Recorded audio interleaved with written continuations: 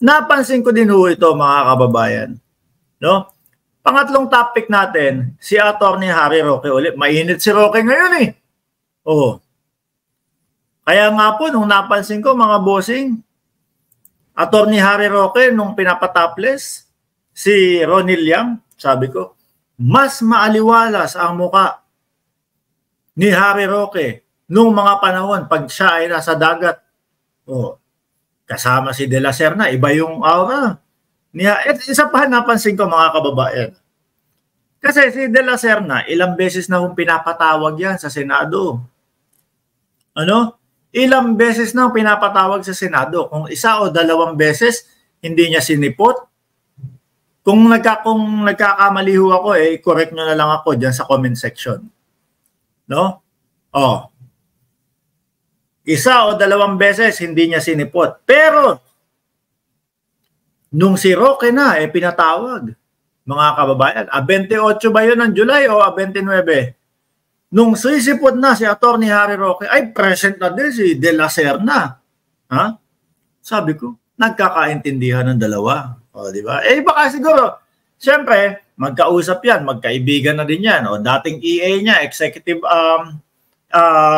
assistant niya, di ba? Mga kababayan, baby. Ano ba tawag niya dun? Kay De La Serna. Dating EA. Ganun na lang. Ano ang isusuot mo sa Senado mamaya? Magbabarong ako. Kung magpopoloan ako. kung ano man. Ano? Ikaw ba? A-attend ka? Umattend din. Sabay pa mga kababayan. Pero wag natin bigyan ng mali siya yun. Baka naman, mga kababayan, talagang may pag-uusap na, sige, sabay na lang tayo. Di ba? Sabay na lang tayong umattend sa Senado. Ayan. Pero ang napansin ko mga kababayan, napansin din pala ni Senadora Risa Ontiveros, sabi ko sa inyo no? Yung unang hearing sa Senado, mga kababayan, pa-jab-jab lang po yun. Kumbaga sa boxing, mga bossing, kumbaga sa boxing, mga kababayan, nagsusukatan, sinusukat ni Senadora Risa Ontiveros kung ano yung mga isasagot ni Atty. Harry Roque. So sa susunod na hearing niyan, mga kababayan, ay iba na. Let's get ready to the rumble na yan. Mga bossing. Lahat siguro napansin nyo po, mga boss, no? Walang follow-up question masyado. Si Senadora Risa Ontiveros, wala masyado. Hindi pinalampas ng ng Kongreso. Sa Kongreso, first round pa lang. Napaamin na. Sabi ni Roque, gandang-ganda po ako diyan sa bahay ko na yan. Diba? Tapos may katiwala. May katiwala sa loob. Hindi, nasa labas naman daw. Pero nagtataka din ako Sino ba namang uupa?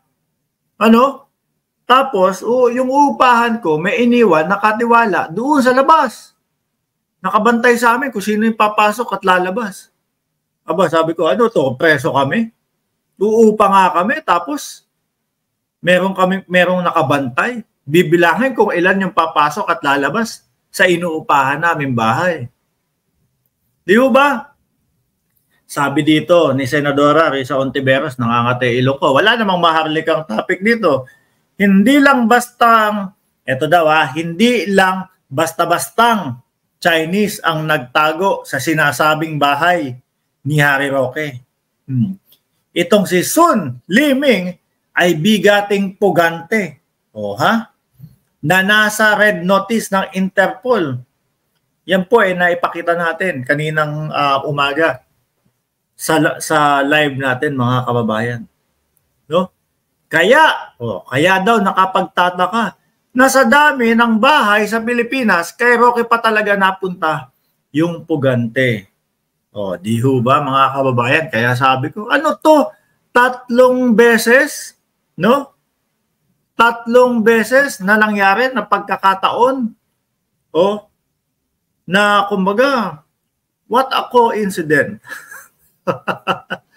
Una, ano lang yan, natagpuan yung papeles ni Roque at De La Serna doon sa loob ng ng Pogo. Pangalawa, natagpuan yung bank account ni Roque doon sa loob ng Pogo. Pangatlo, ito.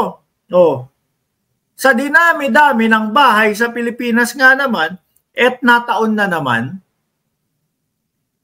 nasa bahay pa ni Roque, napunta yung pugante, mga bossing. Kaya, bilang isang mamamayang Pilipino, mga bossing, no, kung ano po yung iniisip nyo, kung ano yung tumatakbo sa isip nyo, panigurado po, parehas po tayo. Di ba? Napapaisip din ho ako, bakit ganun? Ang dami-daming bahay sa Pilipinas. Nataon pa na nasa Baguio pa, ha? Di ho ba, mga kababayan? Kaya sabi ko po sa inyo, sa susunod na bakbakan ito o sa susunod na mag-hearing sa Senado, malamang sa alamang puto, gisado na to. Kasi natutuwa ho yung mga DDS, yung mga OTAP supporters, tuwang-tuwa ho sila dahil daw ho, kumbaga, iginasa ni Atty. Harry Roque, si Risa Ontiveros, mga kababayan, doon sa hearing na yun. May mga nagyayabang pa. Di ba? Ano sabi? Ang yabang di ba, hinahamon nyo si Roque? Ayan, tanungin nyo ng tanungin. Di kayo ngayon ang hilong talilong daw po, mga kababayan. Di nila alam, unang pagsabak pa lang yan. Hindi ho nila alam, jab-jab pa lang yan. Pagdating ng pangalawa, ay naku po, mga bossing, ang nakikita ko dito, mga kababayan, parehas nung Alice Guo na hearing. Sa mga susunod na hearing, may mga dokumento, may mga papeles na po. Sabi ni J.Ann Balgos, pupunta nga si De La Serna, wala namang sagot kung di ko kilala. Wala po akong alam. Baka kapatid ni Alice Guo. Di ba? Hindi niya din alam kung ano yung laman o kung ano yung nasa loob ng Pogo. Ang dahilan niya, kapag ka po kasi pumapasok ako ng doon sa Pogo, nagkukulong lang ako sa kwarto ko. Di wow. Ano yun? Kada papasok siya doon sa establishment ng Pogo, nakapikit siya, nagdadrive. Wala akong makita. Kaya hindi niya ho alam. Sabi ko nga ho sa inyo. Ano ba to? Pinapaikot nyo ang taong bayan? Ano ba to? Akala ninyo ganun-ganun na lang kami maniwala. Marunong kaming mag-imbestiga, marunong kaming magmanman, marunong din kami sumala kung sino yung mga nagsasabi ng katotohanan at hindi.